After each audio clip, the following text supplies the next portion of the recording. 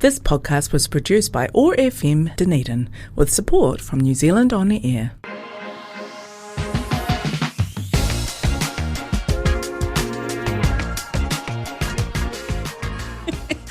Welcome to the OI podcast, the Otago Institute podcast, in-depth conversations with experts from the worlds of arts, sciences and Mataranga Māori, brought to you by the Otago Institute, the Otago branch of the Royal Society for Arts and Sciences. Kia ora, I'm Dr. Barb, and today in the studio I have got Dunedin City Councillor Steve Walker. Yeah, kia ora. It's quite intimidating hearing the word expert because I'm certainly not one of those. Yeah, well, I'm just thinking which of those categories do you fall into? You're kind of a what do they call them? Jack of all trades. I mean, you have been on council now for some years. Yeah, I've been on council coming up for 6 years, but elected member coming up for 18 years. So, like you, Barbara, 12 years on the West Harbour Community Board. Wow, were you 12 years on the West Harbour 12 years, Community Board? unbelievable. So that is actually quite a long time. That's 4 terms, isn't it? Yep, 18 years, not bad for somebody who never considered touching politics with a barge pole. So, yeah. What did you do before politics? I was retired. No, before that. Oh, I was retired. That's a good answer.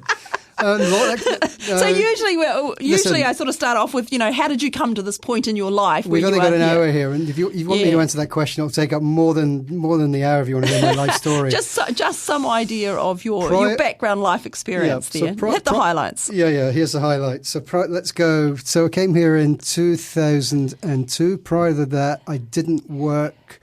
I worked up until 1994, packed in work. Then I was a sales and marketing director in London with a company car and a suit, working contract agency for a German porcelain manufacturing company. Don't look at me like that. You asked this question. A German porcelain manufacturing company? Yes, yeah. Rosenthal, actually. Then 1994, decided to give up life as a bad mistake and go travelling the world for a year. Right. That year turned into... And if I know you correctly... 7 years. Yeah, you probably worked quite hard before that point. I think I worked pretty hard. Yeah. Absolutely. So I was inspired to travel actually by a medical incident, so thought I'd get my retirement over before I died. Right. And weirdly just kept living, and here I am now. So I went travelling for a year in 1994, which turned into 7 years and took me back to university actually to do a second degree in... So what was your first degree in there? Hotel management. Wow, yep. Hotel management. Absolutely. I had a degree in Scotland, went into the industry, worked about a year and a half, hated it, did not enjoy working 120 hours a week for next to nothing, didn't enjoy watching all my friends and mates partying at the weekend while I was working. I moved to London, got into sales and marketing. Then we click on to the year of travelling in 1994, which then sort of turned into 7 years. And then what was your second degree in? You were just when I rudely interrupted? You did interrupt. That was a good degree. That's a fun part of my life. It was a degree. The degree title was Third World Development Studies. Wow. Which was really interesting. Actually, I did it more through interest rather than a potential career, and that was at the University of East London. And I did my final year. Part of the reason I did the course is because I had the option of doing my final year studying in the University of Cairo in Egypt. So I lived. Oh, wow. I actually lived for 7 months.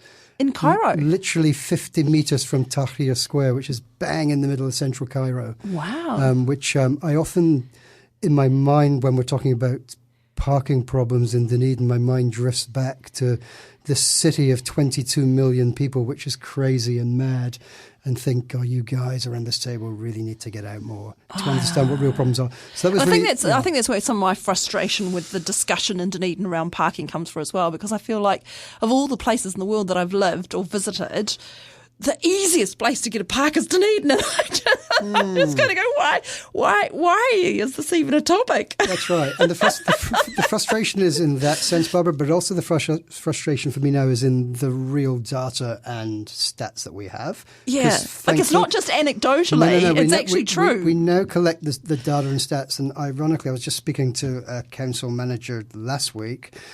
There's only been 10 minutes since we started collecting data, which is multiple years now, when one of our parking buildings has ever been at capacity. Really? It was Christmas Eve in the Meridian Mall for 10 minutes. So, and that's what's frustrating for me is I'll say it out loud. I say it enough. There is way too much parking availability in this city. Yeah, it's the problem amazing. is we have other problems that, of course, that people have lost the ability to. It's called walking. to walk any distance. But is the problem that people who can't walk the distance, they've got a disability or they're older, there's not enough parks for them? Is that the problem? Well, that's not the problem. The problem is most of the whinging and moaning comes from able-bodied males in their 30s and 40s and 50s without a disability. Right. So, I mean, I'm sure you'll agree with me. I will fight strongly for the rights of the disabled, the elderly, and actually, to be honest, those people who just really absolutely refuse to do something else, who just want to park anywhere. So I will fight for them, but it's incumbent on us as a council to work cleverly in a roundabout, using the tools available to us to encourage those people who are able-bodied to perhaps consider walking 5 minutes, 10 minutes. I mean, it's a couple of blocks usually. The St Andrews Street car park, which is at the end of where the shared path from Port comes into town now, it's a large area. It's $8 a day. I cycle past it every day. So the St Andrews, is that 20 minutes ago? Yeah, it's down by the railway station. The one by the railway station is what we're talking about. And a bit further along. So the one on the towards Port Chalmers of the railway station. Yeah. And that's an amazing car park. And I have never, ever been there and it's been even half full. If you've seen it half full, you've seen it fuller than I've ever seen it. It's mostly 10% full. It's $8 all day. I've done the walking and I'm a fast walker. So I slowed down. It took me 8.5 minutes to walk from there to the centre of my city. Right, yeah. So I would argue most cities in the world would be so jealous of the ability to do that. Crazy. Yeah. And it's only over 10% full.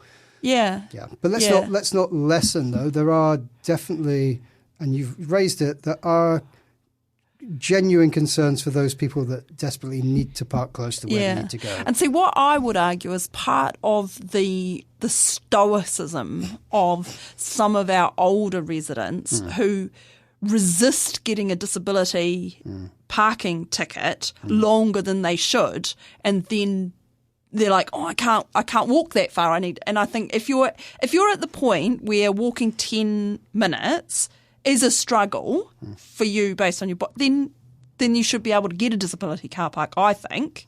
I think that's kind of a reasonable marker. It's not just for people who can't walk at all. It's it's for people who are maybe on crutches or all sorts of things. So that's sort of where I'd even support just those bloody-minded people that just want to park where they want to park. Seriously, you're not going to change their minds. I suppose but we should make more effort to give more opportunity and advertise the fact that there are a plethora of parking spaces available. More cycle parking is what I would like. I was quite surprised at the lack of cycle parking. We've got plenty of lampposts.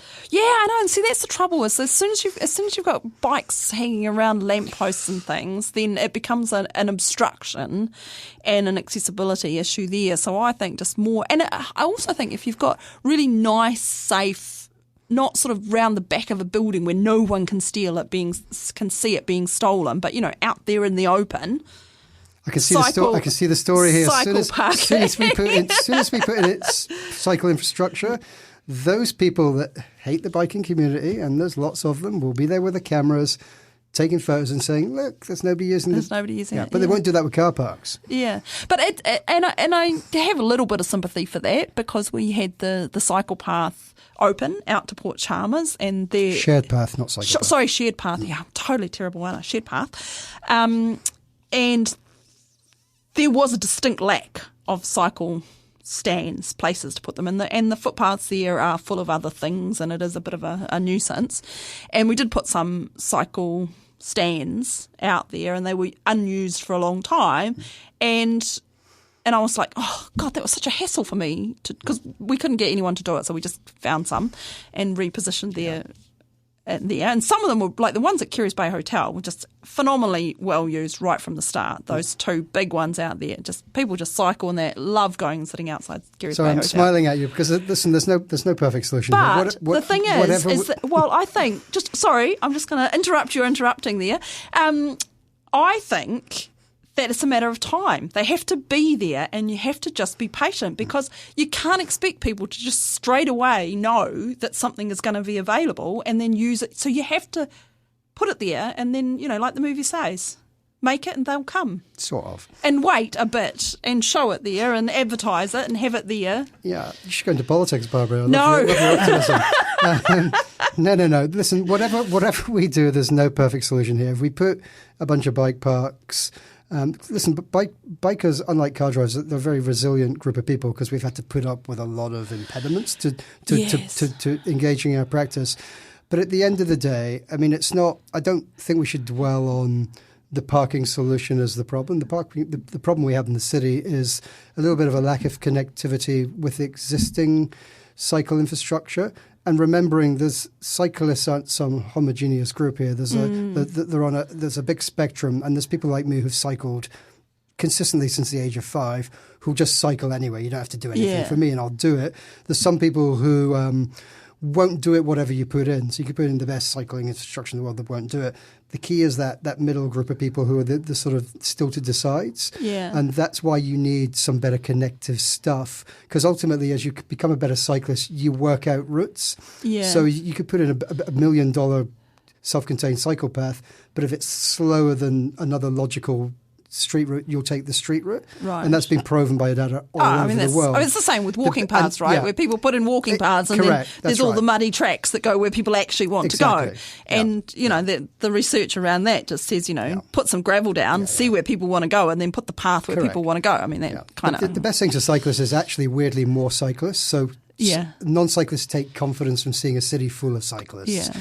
And that's what I like about the shared path to Port Chalmers is the amount of feedback I get from people driving cars on a sunny day going, wow, look at that. I want to try that thing out. Oh, my God. You never go past it and don't see a million people on it. Not a million. I'm obviously paraphrasing here. You definitely are a politician. Gee, that's a sell.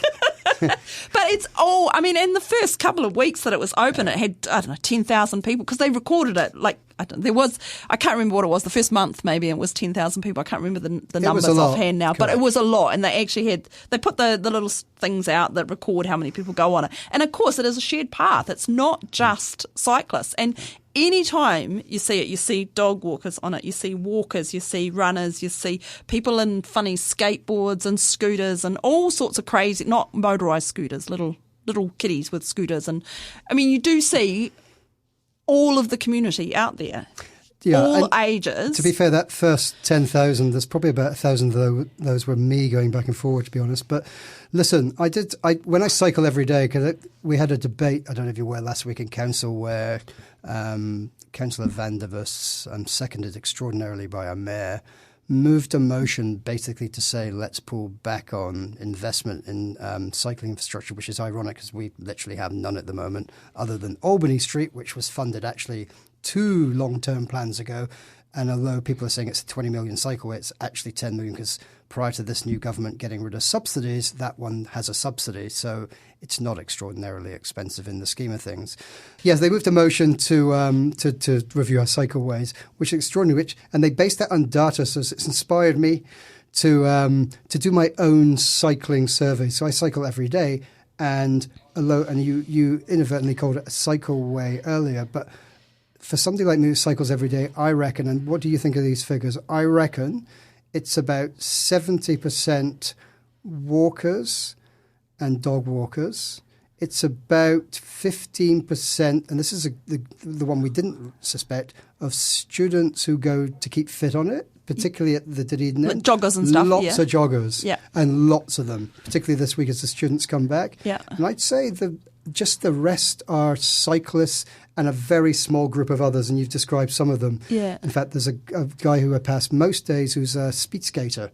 Oh, and I've clocked him on my e-bike because I've taken a photo of him, a video while I sit on my bike, no-handed, doing 30 Ks. Right. So there's a small group of others like skateboarders and those people you allude to. So it's primarily a walking path. Yeah, I agree, and I think that would be my observation as well. There are many more people, because people walk in groups as well. Yep, totally. So you'll get a group of people or a family of people or whatever. I would say that if I were doing a proper study on it, I would put in a variable for time, because obviously cyclists are faster. So if you're just there... You're saying my survey is corrupt? Well, I'm not saying it's corrupt. I'm just saying that you need to somehow account for the different amount of time that people are on there, because people walk. And maybe you're talking about over time, and right? You're right. So cyclists will use it, but for a shorter time, so you don't see them because they just use it for a shorter time because they're faster, right?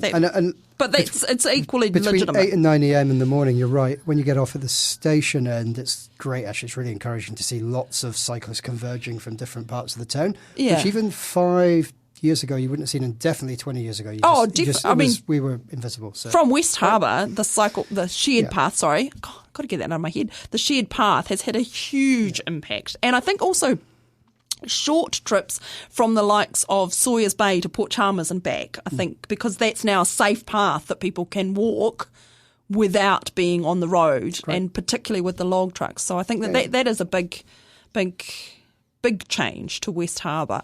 It's fantastic. And I know a lot of people who, now that section's finished, have done, the circuit, and they'll take the port to port ferry and they'll go, that one half of it, or they'll go this side and then that side and then come back, or they'll camp on one end and then people are crazy. Yeah. And so circling back to the motion that was put the other day, who do you think's the greatest beneficiary in this city of massively increased cycle use? It's obviously the car drivers. It's the car drivers. Absolutely. Yeah. For logical reasons. That's why I don't get the ridiculous motion to somehow it's really weird. On that. There we go. Pun intended. Yeah. That's very strange.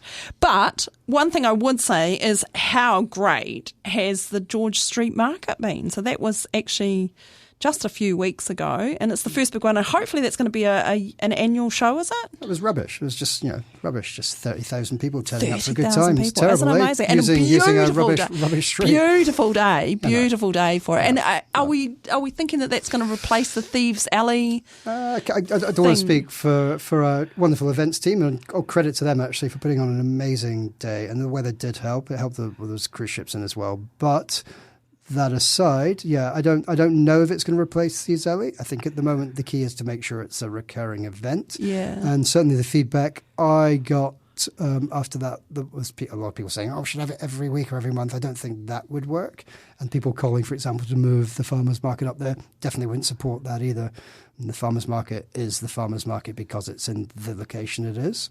I just don't think that would work. Has it outgrown the location? Definitely not. No? No. It's not too big for the year? I don't know. Again, I'm not going to speak on behalf of the committee down there, but I'd be surprised if any of them would be keen to move. And it is fabulous because it's got, as you say, a lot of parking around it and easy access from the cycleway into it, and a lot of people just come in. Shared path. Sorry, the shared path. Oh my goodness. We'll get there by the end of the show. No. It's and I think they're analogous in a way, because let's not forget when the farmers market was first mooted, we had a lot of people in the city saying it was the worst idea. Lots of negative about that, wasn't there? It'll never work. It's too windy. It's too exposed. Too wet. I've forgotten that. How it's never going to work in winter. Yeah. And now it would arguably be one of the best farmers markets I've ever been to. Actually, I go there every week, and it's fantastic. That's why I think it's well entrenched, and it would be been upheaval and a shame to move it. It's got where it is. Yeah, and also in terms of deciding what we do with George Street related to the market, I think we're collating the data at the moment from the shopkeepers to get their verbal feedback and actually their receipt feedback. And I'll be really interested to see how that went. There's a few anecdotal stories there was one food outlet who was rather annoyed that the food trucks were going to be on his street. So he caused a hoo-ha, and then staff went back later in the afternoon to check how he was doing. They literally had to leave because the queues pouring outside of his shop were so large, staff couldn't get near his shop. Right. So figure, if you shove 30,000 people into a small area, you might. And even I walked. Barbara, you know me well. I'm not a shopper. Even I walked away with a new pair of shoes. In fact, I've got them on my feet now. Look at that.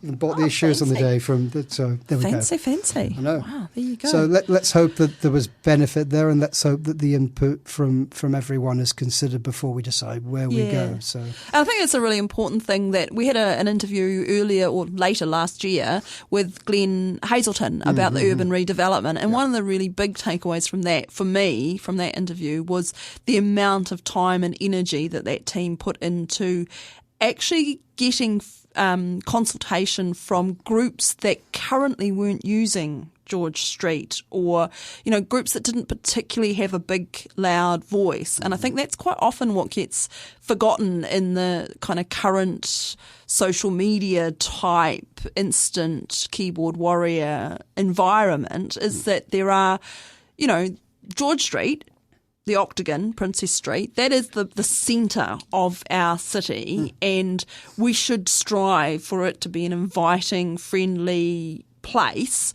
for all members of the community, not just the really loud ones. Don't be so sensible. I know, it's terrible, isn't it? Why would you? I mean, but yeah, and I think that's the thing that sometimes we sometimes there's a loud voice, and just because it's loud doesn't mean that it's actually the majority voice. Yeah, that's right. I mean, there's voices everywhere, but I've always been a great believer, and hopefully held true to my belief that you've got to look at the data, you've got to look at feedback from multiple stakeholders, and then you make a decision based on that. So, I mean, at the end of the day, there is a large cohort of businesses there that feel they depend on certain things existing. And the only variable in that, and across the world, is a thing called change. And I certainly understand if I had a business and I'm making X amount and it pays my mortgage and it puts my kids through school, I would be reticent if an external organisation like a council came along and said, we're going to change your security. Yeah. So and change is always scary. That's human nature, right? It's not always, but it often is. Yeah. So it's incumbent on us as a bureaucratic organisation to be able, using data and evidence, to clearly explain the reasons why, and also give assurance that if there's implications, or some of the fears are founded, that there would be a way of resolving that. Yeah. So, one thing we shouldn't be doing is just clopping in and saying we're changing this for change's sake and we're not listening to you. But that was clear. I think at the George Street change makeover. Can I just finish this one? And the reason I mention it is because you mentioned Glenn, and Glenn was fantastic when it came to doing that's exactly what I was going to say. So, the George Street upgrade was a really good example of a project and a project manager and a team that actually didn't just change for change's sake. They had this upgrade to the infrastructure that had to be done, and they said, given that we're going to disrupt everything anyway, we have to get this fixed, because no one wants raw sewage running, gas leaks and things running through their shop. That's just not good for anyone's business. That's a bad thing. You'd think some think that way, but there we go. So given that everything's going to be upheaval, do we want to take this opportunity to make it better, and how do we make it better? How's that going to suit? And the amount of detail and pre-thought, that's what was my takeaway from that with Glenn Hazelton. So and I think it's interesting that because you're obviously got a more insider viewpoint there, because I think you were on the infrastructure committee that was saying, are we going to do this or not? I was the councillor who had to step in at the last moment to chair the final meeting and talk about a baptism of fire. Yes, thank you, Councillor David Benson Pope. Yeah, formally in the morning. So that was a fraught meeting, and we I think the vote was 9-6, so it wasn't. That's when Aaron was mayor, and it was testy. I think I had to call half a dozen points of order on various councillors, and I would be lying if I didn't say it was one of the scariest meetings I've ever had to attend, not let alone chair. But we got there, and we got there for good reason. And listen, everything we do and every decision we make, you should never go into believing you're going to convince 100% of the people all of the time, and that's why I said jokingly that some people might want sewage. But and I give credit to some of those business owners and building owners who were against it and have been brave enough to come out subsequently and say, actually, pat on the back, I think it's been good in hindsight. And I think that's the sort of behaviour that we want to encourage, right? Because, people should be allowed to make mistakes and then say, actually, no, more information's come to light, I've changed my mind. Because otherwise we just get entrenched into a polemic society where people take a position and then can never change it. We don't want that for society. We want, that's how science works as well. And this show is all about evidence-based, right? Exactly. Like, as the information changes, as the evidence comes in, then you should be able to change your point of view. And we hope that our elected officials are making decisions as best they can on the evidence available at the time. And then if things change... change your response, because nothing else makes sense to me. No, well, it sort of does, because as an elected member, we also have another responsibility to listen to our public.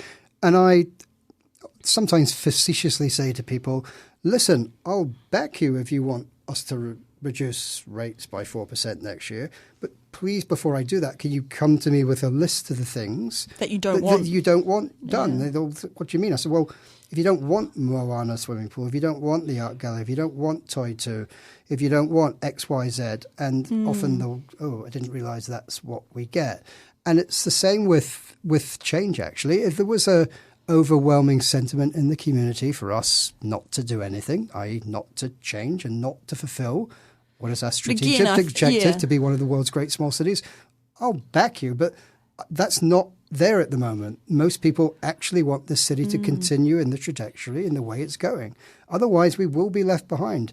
And I can name some others, and I'm not going to do it because I'll get hate mail, some other places in New Zealand that I don't want this place to be. Yeah. I want it to be a progressive, forward-thinking 21st century city. And I think it could do a lot better, but I think it's done relatively well in the constraints of a political environment, because it's weird how people think of Dunedin as a green, red centre, but actually it's quite a conservative place. It's weird. We tend to elect at central government level. We tend to elect to the left of centre. Correct. But actually, it's quite a conservative town, and it's a bit strange. But that's Dunedin in a nutshell. No, that's right. Just a little bit like there. I don't. But, we'll see. Anyway, this year we've got local elections coming up. Yippee! It's going to be a good year. So the Otago Institute will once again be running our election special. I'm just going to put in with a little advert here for us. So we will be running our election special. We will more details to follow. Last local election, we concentrated on the ORC and we interviewed all the candidates, and that was really popular. We gave them all the same questions. I listened the same to many amount of them. Time to answer the questions, and we had a little bell, and then we uploaded them all to podcast at the same time. So we're thinking of doing a similar type thing this year. For the general election, we decided not to interview the politicians themselves because we thought they're all just going to throw in the party line, and we decided that we would go a different way. So for the general election, we did Politics 101, so we got politics Professor Janine Hayward in, and she did 101 and 102. So that's awesome. Discussing all about how, what the political system is, how it works, what list MPs are, what electorate MPs are, the wards, everything. Can I throw in a request? Yes, you can. Can you do a 101 on the STV system, please? Because it's not as complicated as it honestly as it should be. Yeah. There's and actually, Janine would be a good person. Yes. So we did do the 101 on. We did talk about the STV system, and I totally agree. I think the more that we can emphasise how uncomplicated it is, if you as a group of friends can get together and decide on what type of ice cream you would like to buy in a tub, then you go to the supermarket as a group of 5 or 6 people and you want to buy one tub of ice cream. If you can decide on that, you are basically using a single transferable vote system, and it's easy. I'll confuse you by being simplistic. The best way to explain the weird words single, it's the second one that's the troublesome one, transferable vote, is that actually when you vote, you only have one vote. That's what people don't understand. Yeah, but why? People think they have more because you can rank up to 6. Because you're ranking them. And people will say, maybe. I've had 6 votes. No, your number one is you have one vote that may at some point be transferred, may not, but the ice cream thing's relatively close. But no, it's exactly right. What kind of ice cream do you prefer? You don't like sweets? I hate ice cream. Oh. What sort of football teams do I like? I like West Ham. I don't know anything about football, and it doesn't work. What mode of transport do I like? cycling. Yeah, no, it doesn't work. Like, let's just leave that. We'll leave that to Janine. We'll leave that to the Janine episode. But yes, no, we will definitely do that again. And then the other thing that I would really like to do is a bit of an expose on the difference between governance and operations. Well, half the elected members don't know that at the moment. Well, yes, I sense this is a reoccurring problem, but I think that there is this kind of thing where people go, oh, the DCC, council, and sometimes there's frustration that they don't understand who does what and what, there's a lot of things that the DCC do that they have no choice about doing because central government has said you have to do this. There's a lot of things that the DCC gets blamed for that actually just aren't their remit, right? Because it's something that ORC does or something that NZTA does, for instance. Important to interrupt here that most of what all 67 local authorities, and DCC being one, do are dictated by central government. It doesn't matter who's in government, because a lot of the national policy statements cross parliamentary periods. Right. So we're pretty much told what to do, and we're governed legislatively under law by central government. So most of our operations are what we're told to do. We have no choice. That's why when somebody says, if I get elected in October, I'll reduce rates. Well, if you do, you might go to prison because you'll be breaking the law. Yeah. It's an impossibility. Because there are some things that as a local body, you have to provide waste. Well, we've just signed off on a draft 1.89 billion 9-year plan. 1.4 billion of that is legislated 3 waters work and infrastructure. So it's stuff that there's no choice, you have to do. Yeah. So it doesn't leave much for what people tend to call the nice to haves. In fact, the nice to haves literally don't exist anymore.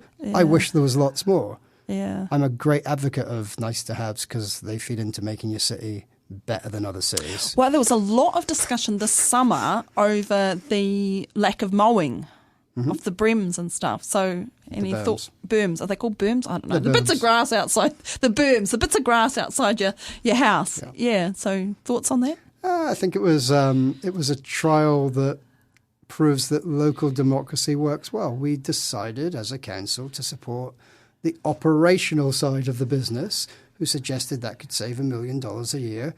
And I think it was clear that the sentiment in the public was it is worth spending $1 million extra a year to mow your berms. That decision has now been reversed and we'll be going back to the way we were. So that's democracy working well. There you go. Although I am one of the few councillors that said there can be a little bit of a compromise. So I think if some communities call, and the start of the shared path in Port Chalmers, where there's that bank, is a good example. It seems ridiculous mowing it. Why don't we just chuck 100,000 wildflower seeds on it? And do that. I don't want all those exotic weeds there. So just plant it out. There's other options. Natives. And you're defining the difficulty when it comes to things like berms. So some people want fruit trees, some people want wildflowers, which protects our native fauna, which I'm sure you support, particularly the moth, supports all those wonderful things. But some people really want it chopped and cut pristinely, as we've done since the 1930s, weirdly. Some people equate mowed lawns, which I equate as killing the important life that exists in that little part of our environment. So let's not argue about ecology. So again, that's a part of me being elected member serves the whole city. I've now felt the feedback and support going back to the modus operandi. Yeah, it's interesting, eh? So one of your big areas is mode shift, transport mode shift.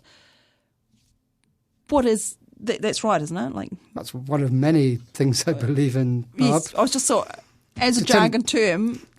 Mode shift, what does it mean to you? It's like a political statement from my last election. Oh, it was.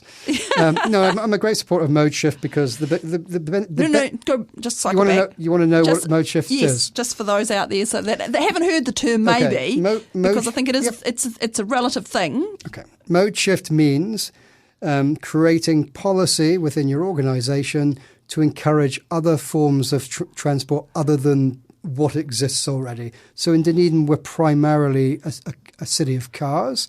So mode shift is supporting through whatever policy, subsidies, and ORC would be a good example of this, to increase bus patronage. That's another mode of transport. Biking infrastructure to encourage more people into bikes. And actually one of the biggest mode shifts I think we underdo here is actually getting more people walking. So making sure you maintain what you've got in terms of pedestrian routes and creating them where they don't exist, or widening them and making them safer and more accessible and more usable. And that could be things like providing lighting for safety, making sure there's not weeds growing out of them, making sure they're stable so people can't trip. And we'd be encouraging other forms. So we've got things like those, what do we call those pink things, scooters? Scooters. So e-scooters is another form of mode shift. Kids on skateboards, and I think a big thing is actually benches and places to sit that are free, so you don't have to go into a cafe if you're tired. that's not part of mode shift. But anyway. Well, it's kind of is Well, it's because not. it's encouraging people to walk. It's encouraging people to. Okay, it's a long bow to draw, but I'll accept it. don't think so I'll accept it for at all. in terms of the process moving on.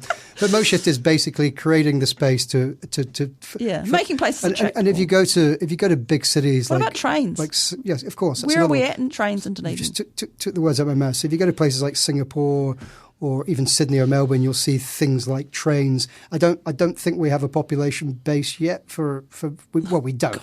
Port Chalmers, Dunedin, there's a population base for train transport. I don't think a population of 1,364 people justifies those cruise ships. hundreds When of, those cruise ships come in, but they already have a train they do use. So when we are investing in a they tourist do train, sometimes okay. use. So again, we could have a whole another 10-hour show, Barbara, related to that. But broadly, you asked me to define mode shift. Yeah. I've done that, and of course, I didn't include trains in my conversation because I just don't think we're there yet. Although we have, as you know, we voted to support a continued investment in the Taieri Gorge and the coastal area. And by doing that, and of course the trial this year of the Christchurch Dunedin line, that's a good start of maybe something further down the line. So the key is to grow the population and grow the And viability. by grow the population, you mean not the actual population, but the population of people who use the train. No, grow the population of the town, which it is, but also So make Dunedin bigger. grow the attractiveness of the place, which means you have more demand for people to come here, and that then feeds in to potentially in people wanting to invest in I know the future original modes. trains that they did discuss going from Dunedin to Christchurch were just phenomenally expensive. Yep, because rolling stock and rail maintenance is phenomenally expensive. That's just the reality. It's the real world. It's very expensive, and we haven't. Is that because the rails themselves? Well, we haven't invested in it here. We haven't maintained it. We haven't invested. It's the same with what we did with Three Waters. We underinvested in it for 4 decades, and now we're paying the price because we've been legislated to do so. So they legislated us to recreate a train line from Dunedin to Christchurch. We probably have to shove your rates up by 50% to pay for it. I don't think that would be. I don't think that would be. Probably not a goer. It's probably not a go. Oh, well, let's just leave that. Think about that. I see you're wearing a wildlife hospital shirt. Yep, it's best. Obviously, environment is another of your big passions. It's all. Yeah. It's very important. It's what Biodiversity. It's at the heart of this city. It's the beating heart of this city. It's one Wildlife. of The Wildlife signposts. Hospital. Big supporter of Orokonui. Yep. All the phenomenal work they do up there. I've been involved in the Wildlife Hospital since its inception, and I still am trustee on the board, and as I'm trustee on Predator Free Dunedin. Oh, I didn't realise that you were a trustee of Yep, I'm Predator the Free Dunedin. newest trustee. Big supporter of Orokonui since its inception, and I go there pretty much every Sunday with my wife for a visit. Because it's phenomenal, it's fantastic. Oh, and they've just got the saddlebacks. And I was part of the Saddleback release. No, It was how amazing phenomenal. is that? Yeah, Did we ever think that was TKR. really going to happen? Yeah, it's fantastic It's work fantastic. by particularly Pukutaraki and so many people at Orokonui. And yeah, it's probably one of the most moving things I've done in many years, actually, was Yeah. being part of that TK release. Amazing. Absolutely phenomenal. And the work of the Wildlife Hospital is phenomenal, but of course it's also juxtaposed with quite a lot of sadness related to the Hoiho and its current plight. But yeah. This is true. Yep. Sadness all over the place. But, I guess there's initiatives through the council with regards to wildlife and carbon emissions, and all of that is trying to move us towards a world where we're taking climate change and our emissions more seriously. And I know that we also have the consultation on the 9-year plan coming up.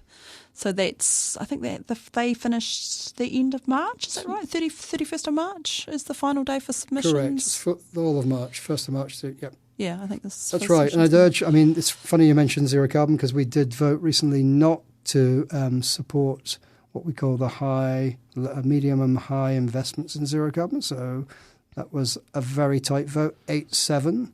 Which we lost, so I don't know if you're cognizant of that. So when you vote. say we lost, what were the options, and 8 what are we councillors at now? voted not to be ambitious when it comes to our zero carbon ambitions, which is extremely sad. So I would urge those people who think that is of concern to hit us up in large numbers at the upcoming consultation process, because it was extremely... So people can have a say on that through submission to the 9-year plan review, Correct. Is that correct? And to be clear, so you'll see a 9-plan document, there'll be questions in there and there'll be subjects. Remember, you can come and speak about anything. It doesn't have to be in the document. So so that's actually a really interesting point, because there are sort of leading questions of things that people, as an organisation have said, okay, these are the things that we think, from what we know of people having talked to us before, tell us what you think about these things. So these are options that we're putting forward. And, we've had lots of those before. And there's two this year. So there's two. One is do you support us moving to sell what is known as the X-Fortune Theatre? And the other one is, do you support the council initiative to start charging entry fees at some of our institutions, such as Toy 2 and the Art Gallery and the museum? Right. So, So that's the only two questions. So those are the only two questions. But of course, you can comment on anything, absolutely anything that pertains to the DCC. Please don't talk about stuff that's not under the remit of the DCC, one would think. No, you can talk about anything because everything is interlinked. So if you want to talk about the buses, come and speak to the DCC. That's interesting. Because a lot of people have suggested that we could be one of the finances of underpinning the current fare structure, because that's under threat at the moment. That's true, yeah. Yeah, and of course the DCC does run the bus stops, not the buses, which is odd, but weird. still. Very weird. It's very weird. And of course, that's another of those things that was legislated by central government, that the regional councils had to run the buses. And so that's, it's something that people can argue about whether it's good or not, but it's also something that neither the ORC nor the DCC had any choice about at the time. Same with the fare box calculation as well. And the fares is an interesting thing, because people, I think a lot of the general public don't particularly realise how much of the fare structure of buses is determined by central government as opposed to the ORC. Correct. And, particularly around the West Harbour Community Board and the community and the cruise ships and that colossal pressure that's put on the public bus service there, with the cruise ship passengers all wanting to at the same time use the bus service. It's just not lawful for the ORC to say people cannot use this service. So, that's a restriction of it. And they've been trying the best they can to make it so that it's still usable by the community. But, it's one of those really tricky things where solutions have to be kind of a little bit outside the box, but also, there is really... Yeah, it's fraught. And again, fraught. It goes back to, we had a council committee meeting yesterday, and I was the councillor who talked about putting much more responsibility back onto the cruise ship owners. And we were talking about environment specifically. And I'd like to see a lot more effort from them. And this is another area in which they really are the solution. I think so as well. I just two ways. They could put more buses on, or they could just not charge $10,000 per trip. Well, it changes, depends on, like the pressure ridiculous. on the public bus system changes depending on the cruise that's in. And if the shuttle is included in the ticket, people just take the shuttle. Exactly. And if it's not, they don't, because there's a price difference that they can see. And I don't know, why wouldn't you? It's an easy solution. It's an easy solution. They just need to do it. And I think that that's something that perhaps the council could be more vocal in trying to persuade the port that they need to persuade the cruise owners to do. I don't know who needs to. In that sense, it would be easier if the organisation that owns the port, which is the Otago Regional Council, they have the owners of the port. Yeah. They need to talk to the board of directors of the port and say, hey, guys. But again, it's that hands-off thing. It's a multiple stream thing, so it's all kind of difficult. Yeah. Anyway, are you going to stand for re-election this coming November? I was prior to this conversation. You're giving me doubts in my head. No, I'm definitely going to stand. I've been consistent, Barbara, since day one. If I've got the energy, I'll stand. I've got, I was about to swear there, I've got heap loads of energy. Well, you're looking fit. You're looking young. I'm 60 this year, but I'm feeling... Gosh, are you that old? I'm ancient, eh? But no, I do keep fit. But I've got the energy and I've really got the desire this time. I won't lie, it's been a hard 3 years sitting on the left. It's been hard watching many of the things I believe in being torn down and destroyed. I'm hopeful come October we might get more of a balance there. And I'm encouraged by some of the candidates who I know will be standing, which gives me hope. But elections are funny things. My predictions of who isn't going to get elected never ever come to fruition. But no, I'm definitely running, and I'll be running again. Hopefully, if I'm selected with the Labour Party, and hopefully we'll have a couple of good candidates, and like we did last time, we'll probably work. We'll be real friends with the Green Party candidates and any progressives actually who are running. And I will just I'm just going to follow that up because I know it is a touchstone where people will say, "Oh, but you're a Labour candidate." You're a Labour candidate. I don't think that central government party should have anything to do with local bodies. You're a Labour candidate. And I know that you've said on multiple occasions, yes, I'm a Labour candidate. You run as a Labour ticket. What sort of funding do you get from them for your campaign or backing? Well, it's in the public record. If you look at the last election returns, I am apart from Jim O'Malley, I am the councillor who spent least money on the campaign last time. So we don't get really anything other than logistical support. I think we may, in terms of cash from... Logistical support, you mean putting up signs and helping with delivering leaflets. So like a few volunteers around. But that would be the same for an independent. When I ran as an independent, I got my friends to do exactly the same thing. As did everyone, I suppose. And I'll be clear here, and I've said on the record, I'll say it here because this is the record, that if I am ever told, because it's never happened, if I'm ever told by any Labour official, whether they're Rachel Brooking or Ingrid Leary or any affiliate to the Labour Party about what I should say or do or vote around the council table, not only would I tell them where to go, I would instantly resign from the Labour Party. That's on the record. I'm bored saying it. It's been printed. It's a fact. It's never happened. That would be my reaction. What perplexes me is it's easy to put independent, but when you're reading the wee booklet, what does that tell you about anybody's values? The good thing about running for Labour is it tells you broadly I'm probably sitting near the centre left. And if you don't do that, don't vote for me. It's very clear. If you're an ACT party, if you're a racist misogynist, don't vote for me. I don't need or want your votes. So I'm just indicating straight up where my core, giving you a sense of my values. Yeah. So it's a bit about transparency, and to be honest, I sit very much on the Green part of the Labour Party, and I am vocal when I do go to LEC meetings in town here. I do rail against some of the lack of ambition when it comes to climate and environment. Well, no, that's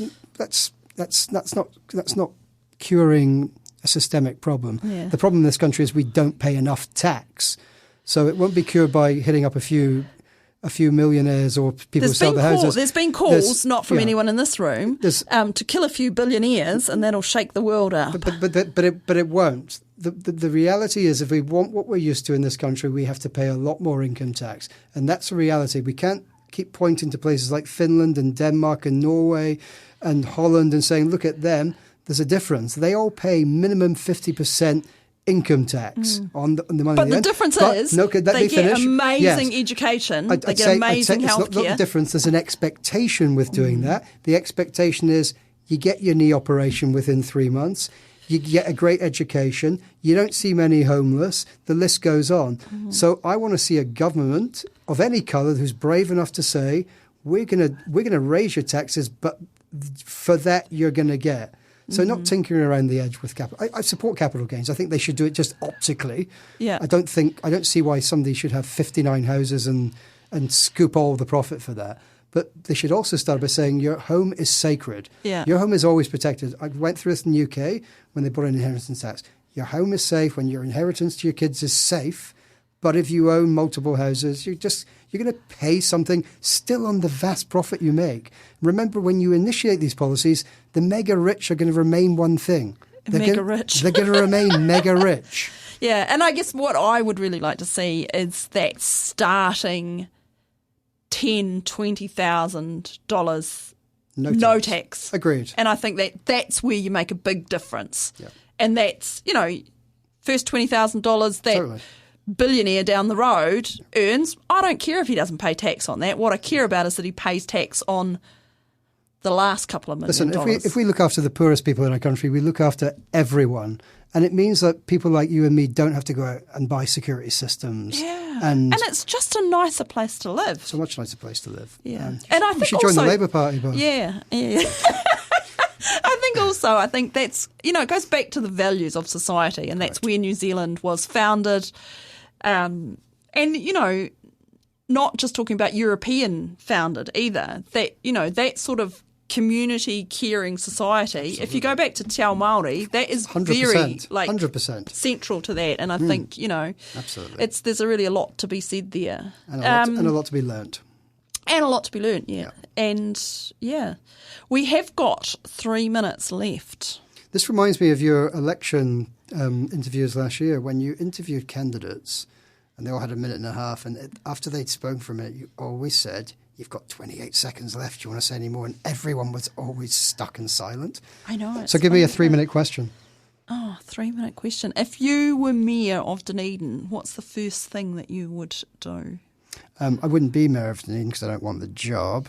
If I was mayor of Dunedin, what is the first thing I'd do? I would get car drivers. I'd get the AA and the cycle advocates into a room to have a long conversation, a day's workshop with them, so they could both go back to the communities and sell the benefits to across each other of having good roading systems in a city that live alongside good other systems for mode shift operation to navigate within the city that in no way impinges on the car, because that's how good, progressive, mature cities do it. Mm-hmm. So being a biker or advocating for biking and busing and walking infrastructure is in no way being anti-car.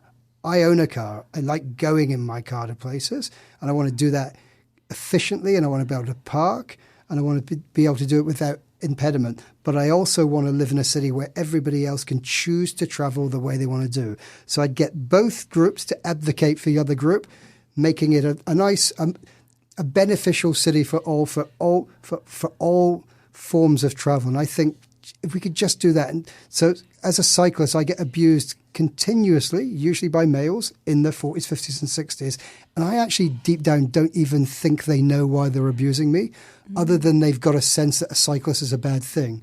And interestingly, I've never, and I speak to a lot of cyclists, mothers or dads who have a kid in the back of the bike have never, ever been abused. Oh, really? So I think, they're not abusing the biking action, they're abusing a concept of something they don't really understand. So I think it's like, for example, when you're building cycleways, when we did to SH along to the shared path to Port Chalmers, we years ago got truck drivers to bikers to go in the truck with the truck drivers to give them a sense of what it's like. So you got the bikers to go in the trucks. So the biker would talk with the truck drivers to say, "Can you imagine now, as a biker down there, sometimes I've got a metre between you," and I was one of them.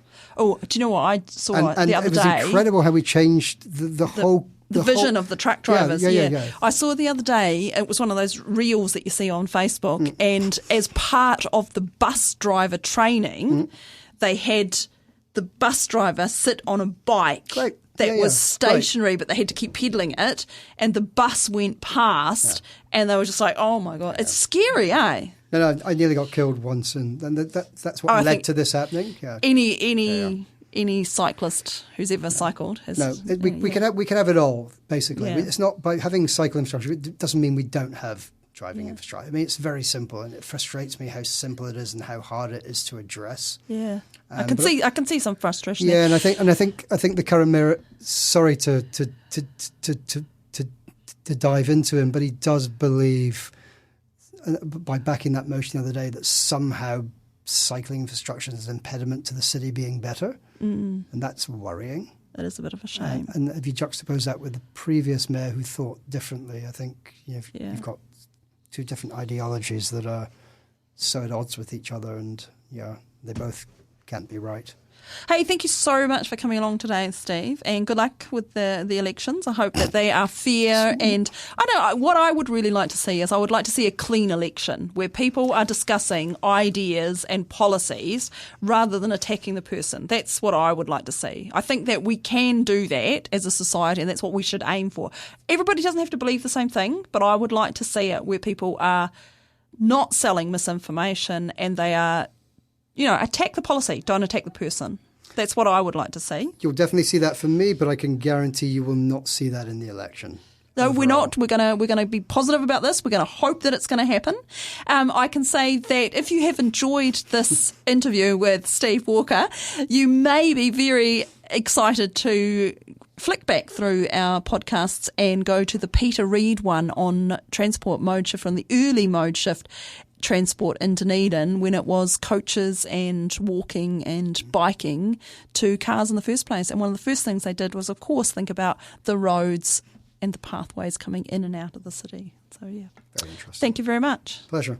You've been listening to the OI podcast, the shout out for the arts, sciences and Mataranga Māori. You can support this podcast by becoming a member of the OI. Check out the Otago Institute for Arts and Sciences on Facebook or our website. If you'd like to listen again to this episode or others from the series, look for the OI podcast on ORFM's website, oar.org.nz.